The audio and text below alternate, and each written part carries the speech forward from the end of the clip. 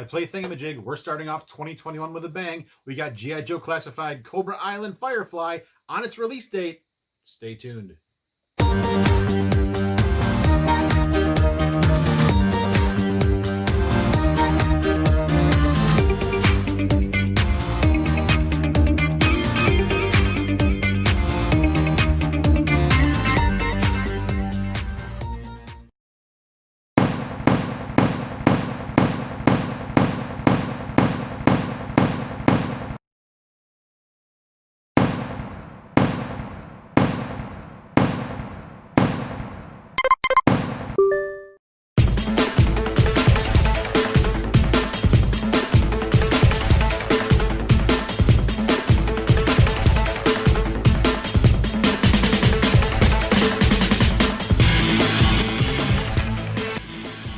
So here's Firefly.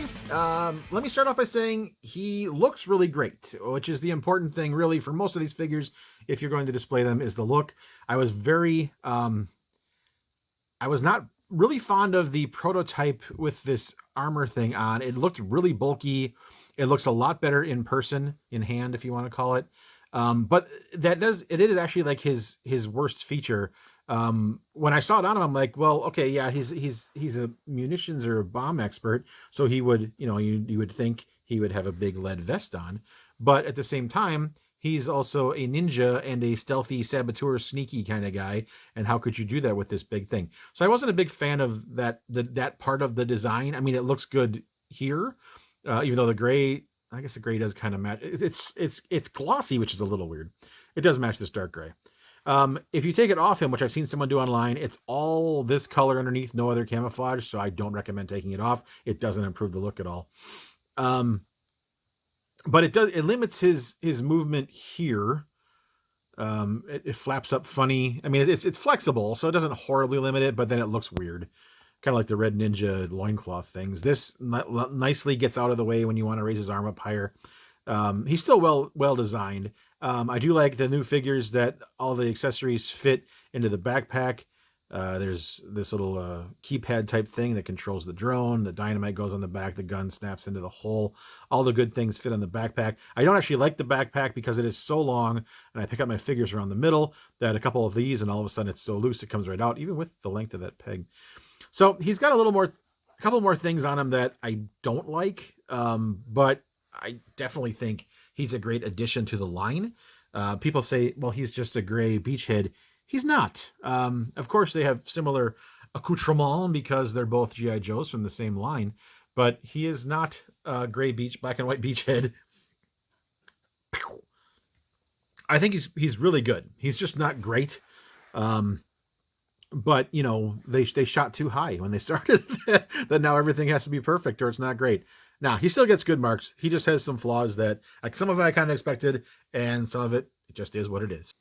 Final score for G.I. Joe Classified Cobra Island Firefly. For articulation and posability, going to give him a 4. He has all the regular points of articulation, including the additional drop-down hips, which give him a little more range of motion when he's kicking and whatnot. But he is slightly limited in the waist turn with the explosive vest, and the cowl around his neck stops his head from doing some stuff. For accessories, also a 4. He's got a little bit of everything. The neat thing, it fits on or in the backpack, but even after all that, he still has a free hand, so something's missing. Looks department, 4. Again, he does look a little bit better than he did, I believe, in the prototype with the vest, but it really is all about the vest. It's a little bit bulky. It doesn't really fit the whole ninja stealth kind of thing that he does, and it's glossy, which to me doesn't work visually. And finally, in construction, a 4. I've done all those poses you've seen in the pictures. He doesn't really waggle when I shake him. It's really just all about this backpack falling off a little bit too easy. It's just a little bit too long, and it doesn't kind of fit the concave of his back. So 4s across the board. 4, 4, 4, 4 equals 16 out of 20. That makes him recommended, especially if you are a G.I. Joe collector, if you collect military type figures, or if you're just crazy about a man in camouflage. I'm Mark from Playthingamajig, where it's all about the toys. Come back next time.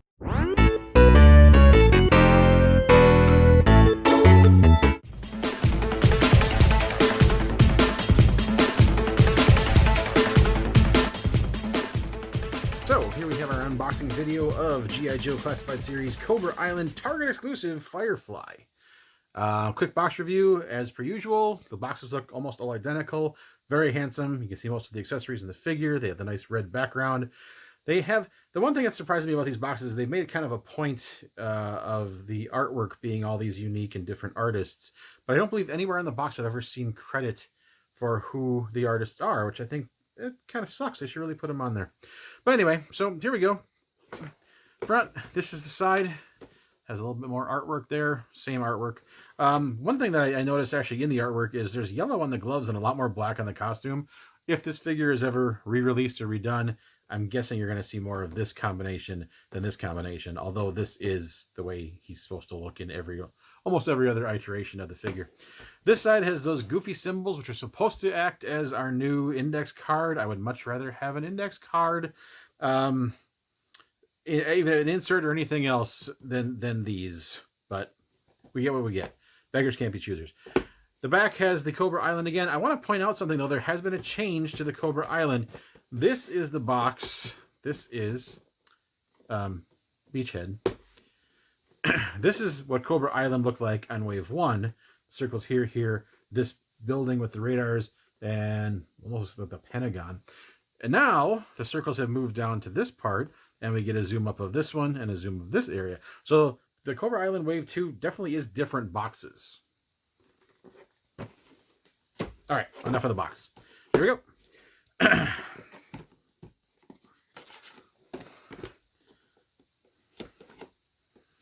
always wonder if people who keep things in boxes cringe when they start seeing people cutting the tape. If you do, too bad.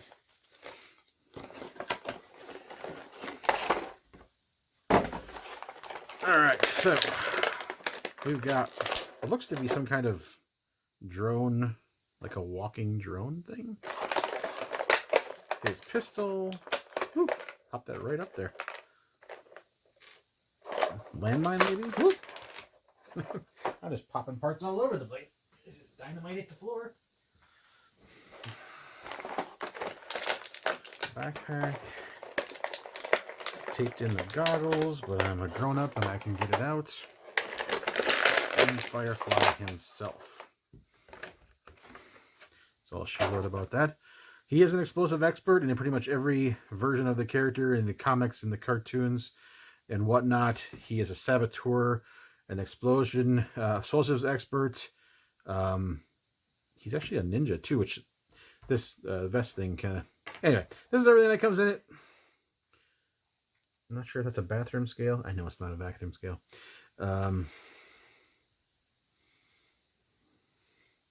Voila. There you have it. Center all that stuff. Okay, we're going to go a little more in depth at some of the details about Firefly here. First of all, I want to point out how cool it looks with his goggles on. He looks like he could actually be in a number of like video game or science fiction things, like a faceless assassin of some sort. And underneath the goggles, he has a really cool expression. I still swear that the prototype showed one half of his face was all scarred as if an explosion. And I'm not seeing that, which is cool anyway. Either way, it's cool. Okay, moving on. So again, I don't like this vest. I understand the need for it because he's in explosives and whatnot. And in that part, it makes sense if he were like on a police bomb squad. But as he is also a ninja, and he is a saboteur and therefore stealthy and sneaky, this thing would not work. I also don't like that they molded it in this glossy plastic because like lead vests aren't glossy. So I'll say, and I've said already too much about it, but this is like the biggest detractor of this figure. I do like all the different explosive devices he's got on there. There's a lot of nice detail in it. Like even there's scarring to the back plate. Apparently he was slashed in the butt. Or something, not entirely sure. The problem with it, though, if you turn his hips, you have these weird flaps that they just look odd. Which again, it's just looks. And you know he's got an ab crunch, which you really can't get to in there, and he's got the rocker hips, which you know you don't get a lot of that. So it limits the mobility of the ab of the torso, There are very hard molded grenades on this arm, but they're up high enough that they really don't get in the way of most mobility. And considering he's wearing this, he's not going to be the most mobile or articulated guy anyway. This pad very nicely gets out of the way of his arm going up. My only concern about that is that could be prone to breaking off because it's all one piece, and I could see if you flex that enough times, that could easily break on either of those straps. But it doesn't get in the way, so for now, it's a good thing. His head actually does turn all the way around, even with this cowl, but there's not a lot of up and down movement because it limits it. Which again, it's all about that vest. I want to point out the drop down legs for those who haven't already seen it 100 times. This line, they made this really nice joint where there's a pivot in there with a ball joint on the end of it. You can drop the leg down from the pelvis, the hip or whatever, which gives you more mobility to put the leg out at 90 degrees and kick somebody, or kneeling positions for shooting and whatnot. And then once you get him, oops, I turned it just far enough. There. Goes down, goes up, goes down, goes up. And does it on both sides. So you can actually make him like 3 inches taller and then pop his hips back in. So that's kind of a neat function. I haven't found a lot of use for it yet, but it's nice. Of course, he's got the double jointed hips knees and elbows. This is my biggest thing about the construction of this figure that I don't like. Okay, first of all, the pros. This backpack is really interesting. And I noticed it on the prototype for the Lady J. They're doing this thing where they're hiding some accessories into the backpack, which totally makes sense because otherwise it's just, if you look at like Snake Eyes from Wave 1, it's just a really fat, solid piece of plastic, and that kind of sucks. But it's got the peg on the side for the guns. I almost kind of wish they put the pegs on the backpacks instead of on the guns because it looks a little odd. This gun is most definitely a Vortex Praxis, Nerf Vortex Praxis, without the big cylinder for the discs. But I mean, you can definitely tell from this and just the general design. And there's nothing wrong with that. It's actually the disc guns, the Vortex guns. I mean, the Vortex ammunition kind of sucks, but a lot of those guns had very cool tactical. I actually happen to have Beachhead right here. I bought this gun, which I can't remember what it's called, because it looked very tactical, and then they go and use the design on Beachhead. If it weren't for the fact it's all green, it'd be even cooler. But this gun in Nerf form is a really tactical looking weapon, which is why I bought it. So anyway, this is also one. So it goes in the hole on the side. That's cool. This dynamite bomb, whatever you want to say. This tab is a little weird. I mean, it doesn't look horribly out of place on the backpack, but all it is really for is putting in this groove on this bomb. I initially thought when I opened this up that the groove was for the figure to put his fingers in to hold it, because he definitely can't open his hand all the way around this thing. But no, it's just snap it on the back, which is nice that it does that. Another thing I had a little difficulty with, there's two slits. You can see them in the shadow there. The feet of the drone, when he's doubled over, go in there. So he snaps on the back, gun snaps on the back, bounces on the back, and this goofy ass, sorry, it's weird. This thing is supposed to be like a laptop or what is the word, tablet that he uses to control the drone. This looks nothing like a tablet, and it looks nothing like the thing on the artwork, which looks more like a Stark Tech, really skinny little iPad. But that's what it is. I don't know what this thing on the back is for. That's why I thought it was a landmine when it first came out. And this does not look like a screen at all. But I'm not going to complain because I didn't know it was going to be there anyway. But it fits nicely into the crevice on the back of the backpack and then disappears. So he can fit all of the accessories that come with him onto this backpack. Now, that's the good part of this backpack, is all the parts fit on him. You don't have to worry about accessory storage or whatever else.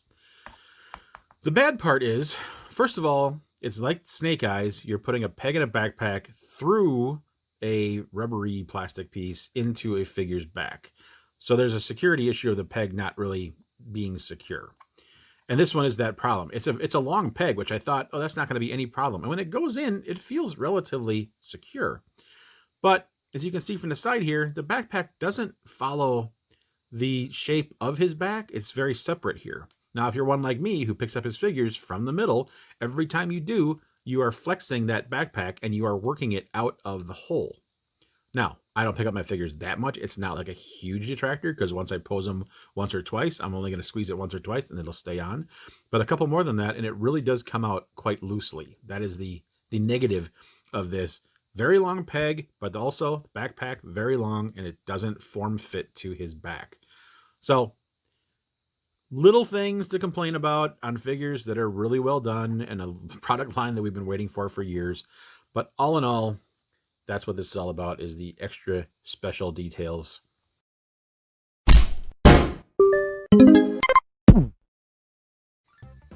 On Playthingamajig, we're starting off 2021 with 2021. These are weird. Here at Playthingamajig, we're starting off 2021 with a bang. We got Cobra. But all you gotta do is push those up and, oh look, he's normal again. Final score on, geez, I already forgot his name. I gotta start over. He has all the usual range. Thank you.